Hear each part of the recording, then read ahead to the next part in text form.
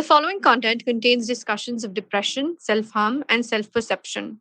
While every effort has been made to provide factual and helpful information, the information shared in this episode is for informational purposes only and should not be considered a substitute for professional advice. This content may be triggering to some individuals, so please exercise self care and discretion while listening. By continuing to engage with this content, you acknowledge that you understand the aforementioned disclaimer. Ladies, gentlemen, and others, welcome back to The Real Deal with Aanam. You may not know this because you've been listening to new episodes every Wednesday, but today I'm recording after almost 2 months because I've been on a little bit of a vacation. So if I'm a little bit of rusty, you know why. This is your disclaimer. I have a very special guest with me today, someone who I want to say started out as an internet friend, accidentally landed up at a couple of shoots that we were doing at the same time, someone who I've really admired on Instagram. And I feel like there's things I know, but I want to dive more into. And then there are things that I didn't know, and I definitely want to dive into. So, Roshni Kumar, welcome to the pod. Thank you for having me. I'm so excited we're finally doing this. Yay. We met for the first time on the tummy shoot, was Yes. it? Do I And that remember? was such a, I feel like, fun way to meet because it was so empowering for like everyone there. Like everyone was so ecstatic by what's happening, and we were just out and embracing our bodies. Even though that was like one of those things where we were all shooting together, for me, it was the first time filming a piece like that for a magazine. For context, I try to talk about my honest, body journey and weight gain and weight loss and Yeah. miscarriage and all of that. I feel like you are someone who does it so fiercely. When I was on that shoot, I was a little bit conscious just because it was the first time Yeah. I was wearing this sari blouse like top and this And a ultra skirt. low. Yeah, like a very low. Yeah. Oh my God. It was lovely. And I was nervous because I was like, I don't know how to do this, if Yeah, that makes yeah, sense. yeah. So you do a lot of this. So if I have to sum you up and give you like a little bit more work-oriented introduction to the Oh pod God. listeners. I dread this because this, Hmm. even I don't know. Let me try, okay? Roshni is someone who does body positivity, inclusive, all kinds of inclusive content. You identify as someone who's queer, which I also definitely want to dive into. What I did not know about you, and I have goosebumps already, I haven't even said it yet, is that you are a cancer survivor. Yes. A proud cancer survivor is what your Instagram bio says. Can I ask you a little bit Yeah, about that? yeah. Tell me about that. Let's talk about that. Yeah. So honestly, my cancer for me was a blessing. And I'll explain why. Because prior to my cancer, like I was literal opposite of this person you're seeing today. I was so shy, and forget shy, I was afraid to do anything, because I've always been bigger and I was really tall. So my body has been bigger than my peers around me. And people don't tell you that if you're tall, your body's obviously going to be bigger because everyone else is shorter. But because of our amazing standards in society, the first thing people think is, oh, she's fat. Even though it's not fatness, it's just that I'm bigger in person. So that I was bullied for being different from a very young age, like very young, like 8 years old, 9 years old. I don't know how it started per se, but I do remember me being conscious about arms and stomach as such a child that now I'm, the content I do is so that that doesn't repeat for others at least. You should be able to have a childhood peacefully. And yeah, so I was so afraid of doing anything, wearing the clothes I want. I've always been this person who likes coloring hair and, doing my piercings and everything. But I was so scared that, like if I do this, my bullying will increase. If I do this, people will judge me. If I do this. So it was like every step I take was like calculated immensely in my head. And this is when I'm so young that, instead of concentrating on fun things in life, I just became depressed. And, I was suicidal at a very young age because of that, because I was like, I don't fit in this society. And clearly people are enforcing it every now and then, with the way I look or whatever. So my cancer came so randomly because it just hit us like a truck, honestly, to my whole family, because we were just like, what the fuck just happened? I was never like, I didn't have any health issues prior to that. I just had severe body image issues, mental health issues, but no one spoke about mental health, so we didn't even know, including me. So my weight was a huge issue for me. But now when I look back at those pictures, there was nothing wrong with my body type. I wasn't fat. I became fat after people kept saying I was fat. So I started eating a lot to deal with my depression. And that led to me increasing weight, decreasing weight, increasing weight, decreasing weight. And then I became chubby, but I was never actually fat in my life, I think. And it's so like, this is where body dysmorphia is so real, right? That you really think you're this ugly, like, fat person, but you're not. And, no matter what people say, your mind believes it. And at that time, that is what my mind believed, that I am ugly, I'm not worthy, I'm not deserving, I'm not, of anything because I'm this person. And it was like 90s, 2000s. So size zero and all of that was promoted. So it made, I'm sure, a lot of people like me feel like we don't belong here. And ultimately, your existence is, not worthy. And I was just, I did everything to like try becoming skinny because that was what was the body type that was accepted then.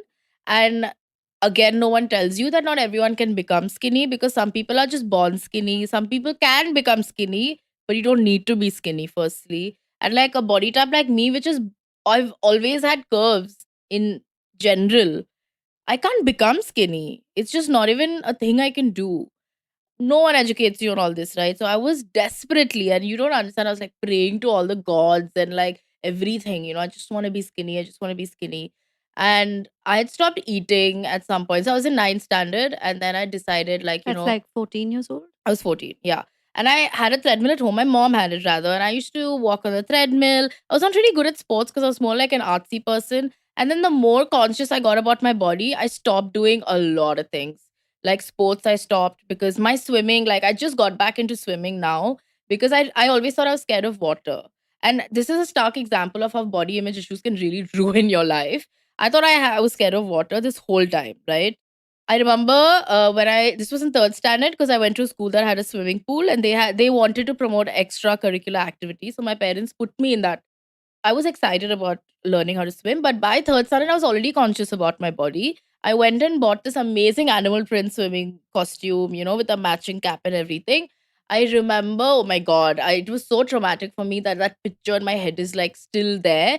We had to go down and change, and there was a lot of chlorine smell coming because obviously it's a pool and they must have kept that thing there. I was changing and I was sobbing, as I changed because I had to go out like this. And I was like, people are going to see my body. I don't know what they're going to say. I was scared and this and that. And I was sobbing, sobbing, sobbing, came up. And the teacher then also was like this whole, tough love kind of teacher. So he also did push me into the pool once, which caused me a lot of trauma in general.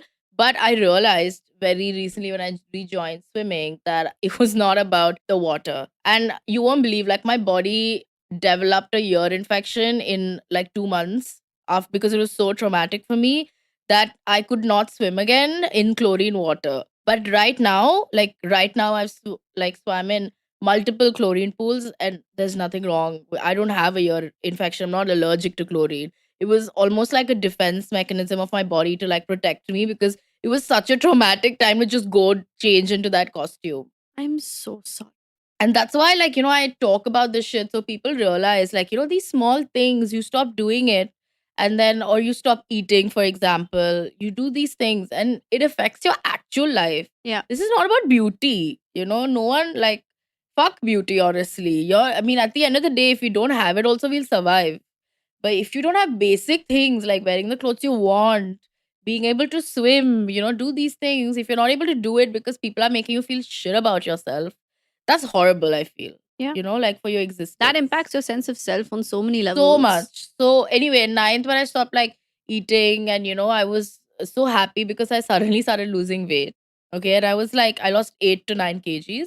And I thought it's because I'm not eating. I ate only one meal a day because it was at home. And the other 2 meals were in school. So I could miss it very easily. And I couldn't miss the one at home because my mom would kill me. So I had to eat like one meal only. And I kind of kept doing that. And I was like, wow, this is really working, Ross. You're like fucking killing it. You're going to become skinny. But instead, like, I was like pain started in my body in strange places. My knee locked one day. There was like this shooting pain in my spine one day when I was like doing PE, which I hated anyway. And this pain suddenly came. And no one really believed me that they thought I was making excuses to not do something or like I was just like saying shit. But I was like, this is like shooting pain, and I don't know why it's suddenly coming. Like, it took months to figure out that I was actually sick because no one could figure out why. And then one of my doctors said, go get an MRI because, like, they thought it's slip disc. Then it can't be slip disc because I don't do anything to get a slip disc, and they thought it was like strange things. And then finally, the MRI showed that there were lesions in my spine. Like, I didn't know this yet, but I think my dad did by then. And they were like, there's something wrong for sure, but also the tests that they were doing for like the biopsies were also coming negative. So they were just like, what the fuck is happening? But yeah, we spent like 1 month just figuring out, and it perpetually got worse by then. So I couldn't get off the bed. I stopped going to school. Finally, when I got admitted was when I was throwing up and just couldn't stop. Like, everything I ate, everything I drank was just coming out because my body was like rejecting everything. Then I finally got admitted, and I think they sent a tissue sample of my back to Bombay, Tata Memorial somewhere, and some pathologist here said, whoever this is, like, she has like last stage of cancer, like, you need to treat this What person. cancer was it? I had non-Hodgkin's lymphoma, which is essentially lymph nodes, but it had turned into bone cancer also because it entered my bone. So it was in my spine, in my knee, which is why the pain was shooting. It was in between my discs. So there was a space, there's still a space, which in my disc where the lesions or cancer cells or whatever were there. So we immediately had to, just obviously the doctor was like, we have to start this. And he had known me for a while now. It's been a month. And he was my oncologist. And he was like, I've seen her like not always smiling, always greeting people, even when she's in pain, even when she's. So I think she can handle the news herself. I will come and tell her with you all around if that's okay. Because I think she seems really mature for her age and stuff. And my parents were like, yeah, because they were like sobbing. I'm the only child and stuff. And they really thought they were going to lose me. So they were like sobbing. And he came up and he was like, and I was already in like a room by now, and I was on the bed or whatever. So he was just like, listen, we've got the thing, and you have cancer. It's stage 4. And I was like, I thought 4 on 10. So I was like, oh, it seems fine only. Like, why is everyone stressing? You thought 4 on 10 in like stages, there's like most. I did not just 4 on 4, guys. Like, you were no 14. Okay. no, I mean, actually, it's quite stupid if I think about it now. Because I was like, obviously, there won't be 10 stages of cancer. Like, who? Can't believe we're now laughing at No, this. is actually a thing. So I was like, oh, yeah, whatever. And then he's like, he's explaining like chemotherapy, this, that. We'll start immediately. And the way he was saying it was also very calm because obviously he was trying to not freak me out. But he sounded so chill. So I was like, yeah, I mean, like, cool, let's start. Because you thought you had 6 more stages. I was like, that means we found it like early, na? Like 4 on 10 means we're chill only. When you went back to stage 4 or 4, Yeah. how long was that journey for you? So I essentially chemotherapy starts, you get like 2 days, 3 days of medicines, but it has so much side effects because chemo essentially kills all the cells in your body. The good cells as well. As well, because it has to get rid of the bad cells. So at that time, they gave me the strongest treatment in the hospital because it was quite bad. And they had told my parents already that we can't guarantee survival because it's already bad. And they can't promise something and just not deliver. So they had said that to my parents and they gave me the strongest treatment. So 2 days of medicine went, but it took 1 month of side effects. I had never thought, like, how they show, firstly, the way they show cancer on TV and like cinema is so wrong.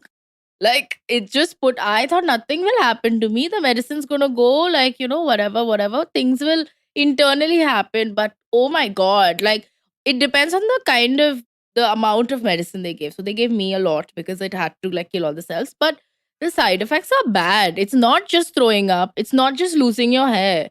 It is like a lot more. And it's just horrible. Like, you have to get like, I took 1 month to recover from 2 days of medicine. So it took me 6 months in total to recover from, to get my 6 cycles of chemo. So they first said that would happen. If that doesn't work, then they'd have to do radiation was pretty like, because I didn't have any tumors. But they said there was stem cell therapy that comes where you literally have to get a stem cell transplant. That's the last only option left, if this doesn't work. Over that, they would have just been like, you just have to like live till you can and chill. But in the third cycle, my doctor has said this to my mother in the exact words, and we're like, they should do a PET scan after like every, thing. And he was like, I don't know how, but the cells are like profusely reducing. And like it's doing much better. Like, and even at the start of this, and why I say it's a blessing, right? Is because so I had to like my mom and we were just like, let's cut my hair because it's anyway going to fall, and I had long hair then. So instead of having all of that, cutting my hair wasn't the issue. But I'd always wanted to get red hair prior to that. And I remember all these realizations came to me in the hospital, like lying in a bed, literally, where I couldn't even get off. 6 months, I didn't get off the bed. I didn't know, I had to learn how to walk again because I just didn't get off that bed. I was so weak. I just remember thinking, like, I'd never worn a dress that was fitting to my body. I only wore sweatshirts to school to cover my body as much as I could by now. Like, even in the hottest summer, hotter than what today is in Bombay, I would have worn this thick Adidas sweatshirt, I remember. And I was just like, how have I been living life? This is ridiculous, I'm scared to do basic things, wear a dress that I always wanted to, color my hair, which should be, something. And then I was just like, just kind of flabbergasted at myself, like, fuck, what have I done? And not in like an angry way, but more like, I can't continue doing this. And I don't know, for some reason, I really didn't think I was going to like not live. I just knew this was not my time. And every day I would just go to sleep thinking of all the things I wanted to do after I got out. I was never scared of the death part of it. Everyone else was, but I was just like, nothing's going to happen. I just know it. And I started losing a lot of weight, obviously. And the only time I'll ever be skinny, I think, because even as a child, I wasn't this skinny, is because of cancer. So that was literally, I was like, Rosh, you remember this for the rest of your life, that the body type that you wanted, you got it. But at like, look, At what at cost? what cost? And I don't want people to go through such a traumatic, event to realize you can live your life. I love that you said this was like a blessing, right? Because I don't think a lot of people have that ability in them to see that silver Yeah. lining. Like, I believe, I mean, I don't know if I would be as far as be able to do it as well as you do, but I've always believed that I'm mostly a very silver linings, Yeah. glass half full kind of person. Yeah. But like, is that where you realize that I want to do everything I stopped myself from doing all this time? 100%.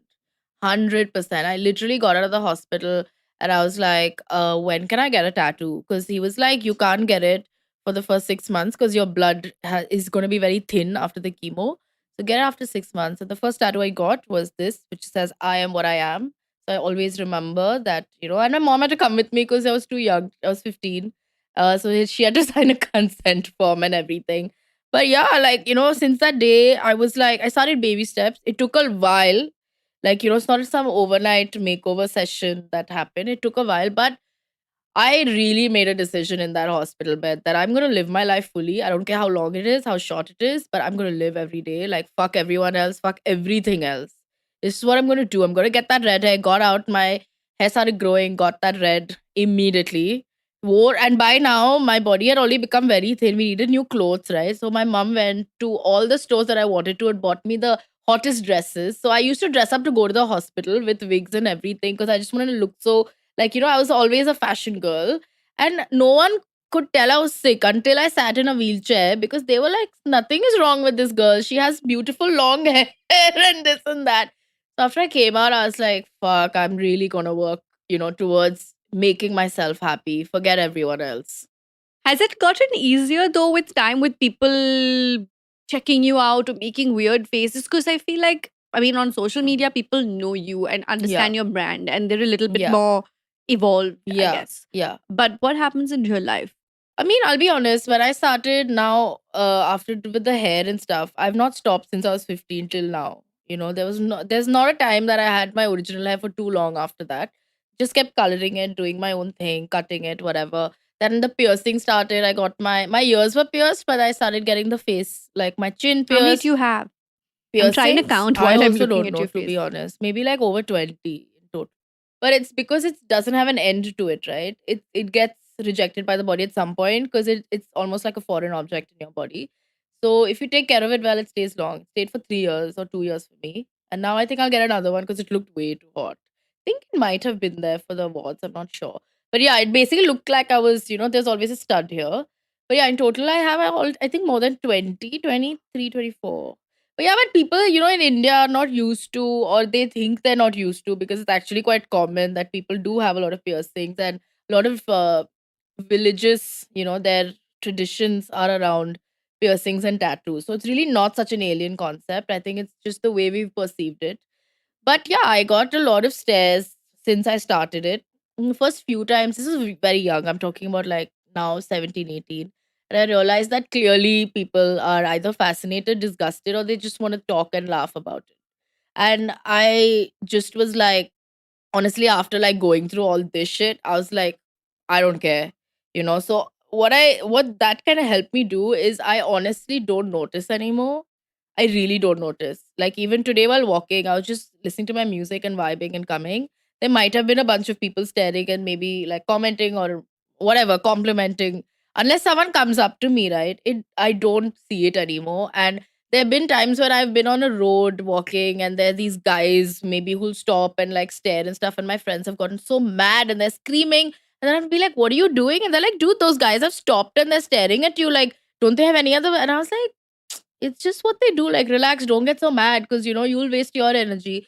But yeah, I just kind of noticed earlier, like, this is how it is, in our country because they have, not really, I guess, evolved to a space to let people just be without judging. You don't actually need to judge. Look, stare, appreciate, question, but you don't need to be crass and harsh about it. So that I don't know if it's gotten better or anything, but I really it's just something I don't pay attention to at all anymore. Which is why even in Cosmo, when I came, I did mean to the thing I was wearing on top was this blow knee jacket, and I wanted to wear it as a sheer thing, but I did want a bottom, and I didn't get any bottom in time. So I was just like, fuck it, I'm just going out in this thong. And then I wanted to button it, but there was such a delicate fabric. I didn't want to ruin the outfit itself. Just left it open. And, I was like, I don't care, honestly. If people like, anyway, these are people we knew, right? I was like, kya ho jayega? Malfunction hoga to hoga, bas. You just get on with life. Which is actually why I feel like it's so much more important for someone like you to be in the content space. Like, I Yeah. wouldn't say not everybody needs to be out there sharing their makeup tutorials or OOTDs, myself included. So many of us are almost repeats of what the other person's doing at this point in time in the Yeah. content creator Yeah. space. But I feel like it's so important for someone with a journey as unique as yours and Yeah. with a point of view as unique as yours to definitely be in the content space. Yeah, I didn't really plan on doing this. It just happened, honestly. I did a body positive shoot in 2015 for myself. It was a naked shoot of myself to show all the flaws I was so scared of before, and now I wasn't. So it's more of a personal project. But then I was like, Rosh, I think you should put it up. That time Facebook, because Instagram was just nothing then. So like just put it up so that you feel that you've reached the space you wanted to, because no one's judgments should worry you or care. Just told my mom in advance so she doesn't freak out. And she was at first she was like, "Are you sure? Like, what if they use?" And she was never bothered about me doing the shoot or me being naked. It's more like if people can misuse your. I was like, "See, ho jayega to ho jayega. Bhi they can do it even if I'm not naked. It's fine." So when I put that up and people felt so seen, they started sending me messages like, "Oh my god, it's the first time we've seen real skin. Stretch marks. You've shown everything." I was like, "Damn, okay, this is powerful for everyone, not just me." And that's where I started doing this. Listen, thank you so much for breaking down so many things with me Thank and you for for me having and for me. all of the listeners and watchers. Yes. I feel like you need to do much more content than you do. I know. You post. I like that you post so authentically when you really just have something to say. But you have so much more in your little tijori in your That's what I'm mind. saying. Influencers, like, you need to teach me how to influence because I'm a very bad influencer. I don't know how to influence properly. I just post when I want, whenever I want. Time doesn't matter. Nothing matters. No, you gotta get to it because like I said earlier, I feel like, especially post pandemic, there have been so many times when I've gone through this existential crisis of when it comes to work, where I'm like, what am I doing? Why am I Yeah. doing this? I'm showing people, and I didn't, like in the lockdown, a lot of people technically gained and benefited from sitting at home and creating entertaining content. And I couldn't do that because Yeah. it was just, my mind was elsewhere. I had friends and family going through things, and maybe if I was smarter and more strategic, I would have used the time. But that's fine. Better. You but can that's do it. fine. Yeah. Since that time, I go through this every couple of months where I'm like, what am I doing? Why am I doing this? Does this make a real world difference? And then I tell myself that no, you know what? I connect with people, and I need That to look at itself, my job yeah. from a different lens. But I think that someone like you, who has this very unique, one of a kind journey, needs to do even more content. Yeah, actually, thank you for lighting this fire because I needed it. And I just came from another meeting that also lit some fires for me. So I really need this because I'm very demotivated when it comes to making content for content. I believe in the authenticity, but I also realize like you said, I have to make more of it. And my mental health always kind of gets in the way. But if I'm more, I guess, organized about it, I can do this, and I needed this. So thank you. I'm good at setting structures. So I'm a phone call away if you need it. Actually, yeah, I'm going to take you up on that. Anytime. Thank you for coming and having this chat with me on The Real Deal with Aanam C. Thank you.